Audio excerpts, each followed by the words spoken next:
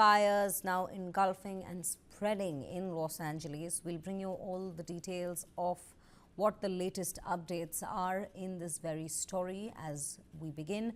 California's wildfire crisis continues to unfold, with fire crews making progress but still facing challenges in their fight against the flames that are ravaging in areas around Los Angeles. Now, firefighters battling around the clock to bring the inferno under control. These are some of the visuals of Los Angeles which show the smoke still engulfing a huge expanse of the forests across the region. Blaze has devastated neighborhoods in the Pacific Palisades and is now threatening the densely populated San Fernando Valley. Strong winds are expected to intensify, heightening the risk of further spread. On your screens right now, ladies and gentlemen, we show you a before-after of the entire region of Pacific Palisades. Lush green neighborhoods that have been reduced to nothing but dust, rubble and ash at this given point. Los Angeles County Fire Chief Anthony Marron warned residents on Sunday that the fire threat remains critical across the very region. So far, the fire has claimed 24 lives, with 16 people still reported to be missing. Let's listen in to what the fire chief had to say. Elevated critical fire weather conditions will continue through Wednesday. Please rest assured that your County of Los Angeles Fire Department will be prepared. These winds, combined with low humidities and low fuel moistures, will keep the fire threat in all of Los Angeles County very high.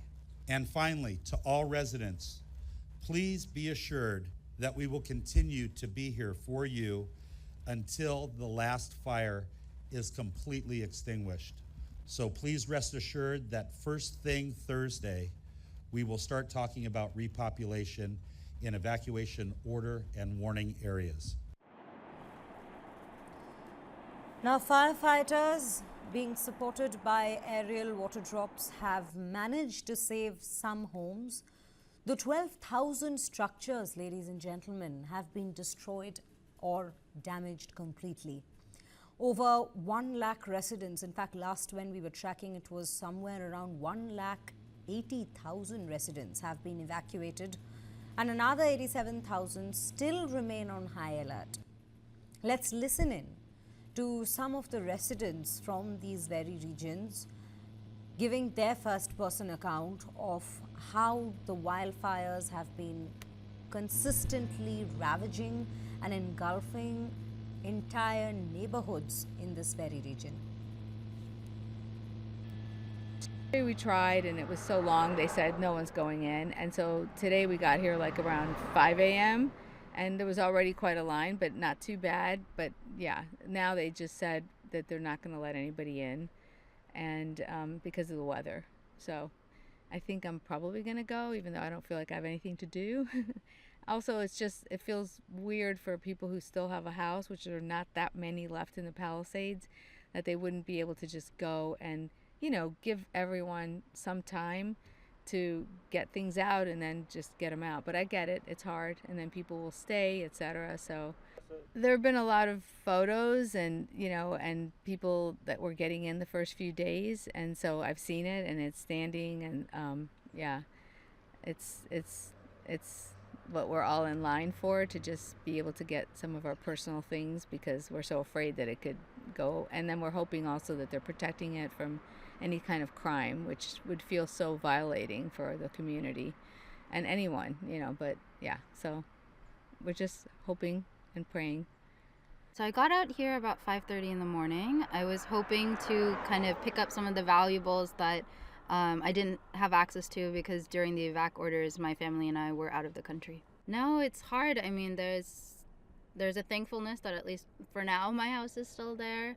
But I grew up in the Palisades. My elementary school is gone. My high school is half gone. Most of my friends have lost their homes. So it's I don't know if maybe survivor's guilt is the right word. Maybe it's too early to even use that word, but it's still heartbreaking, even if your house is there, to know that one of the most, what I always thought was one of the most beautiful neighborhoods in Los Angeles is just gone. It'll never be what we knew it as. It might build up to something nice again in the future, but for now, there's a lot of loss in that. Meanwhile, power outages persist with more than 34,000 homes and businesses in Los Angeles County left in complete pitch black and dark. These are some of the visuals, ladies and gentlemen, that we in fact are bringing to you of the expanse of these very fires. You can see how the fires have continued to ravage across the region. Aerial view of the entire coastline and the forests across the coast completely being burnt down to ashes.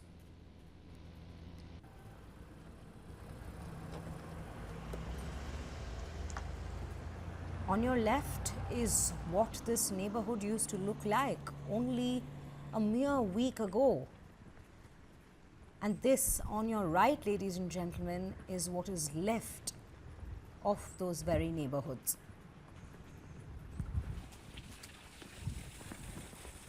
The fire, one of the most destructive ones in the Los Angeles' history, has now spread east toward Bel-Air and the UCLA, with evacuation orders being issued in several key areas. Firefighters are working to halt the northern expansion of the flames as they encroach on Encino and Tarzana.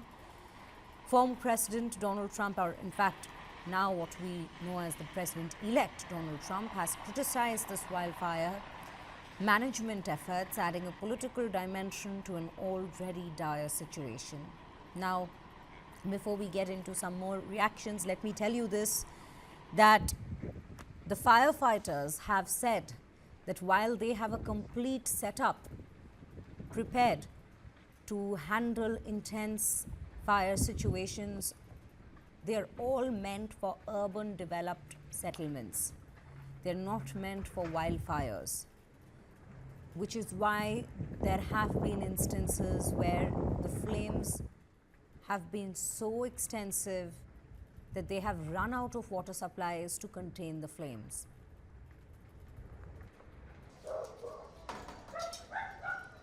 These are visuals of animal rescue shelters. Remember, ladies and gentlemen, when we speak of such tragic incidents, while human lives are definitely affected to great extents, it is the animals who are in fact left out. They're ones who cannot even protect their own selves. They're dependent on humans for their own defense under such dire circumstances. These are some shelters that we bring you the visuals of, where injured animals or those who have in fact gotten lost during such situations and under such circumstances have been brought to such shelters and are being looked after to whatever extent is possible under the current circumstances. And on your right, we continue to bring you various visuals that have been coming in across the last 1 week. Jewish synagogue completely burnt down. These are the visuals of that very community center and a Jewish temple that used to be the heart of these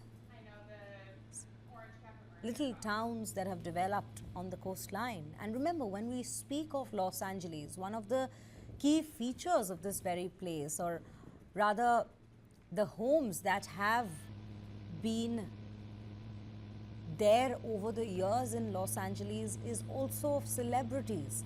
And there are so many of them who have lost their houses in these Beverly Hills and the Hollywood Center in Los Angeles. We've in fact even seen visuals of the Hollywood sign, the famous sign that we have seen feature in so many movies.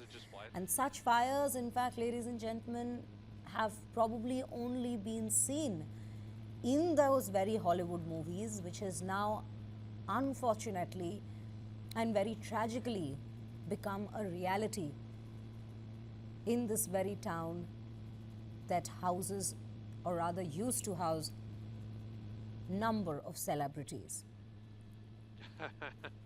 Among them, we've seen Paris Hilton, in fact, look at visuals of her house burning down. Ben Affleck, Leighton Meester, Adam Brody, many others who've in fact lost their houses. Moreover, ladies and gentlemen, the satellite images have revealed these wildfires burning alarmingly close to the Los Angeles' Pacific Ocean shoreline, a map that we have been consistently bringing to you, raising a pressing question that with such a vast body of water nearby,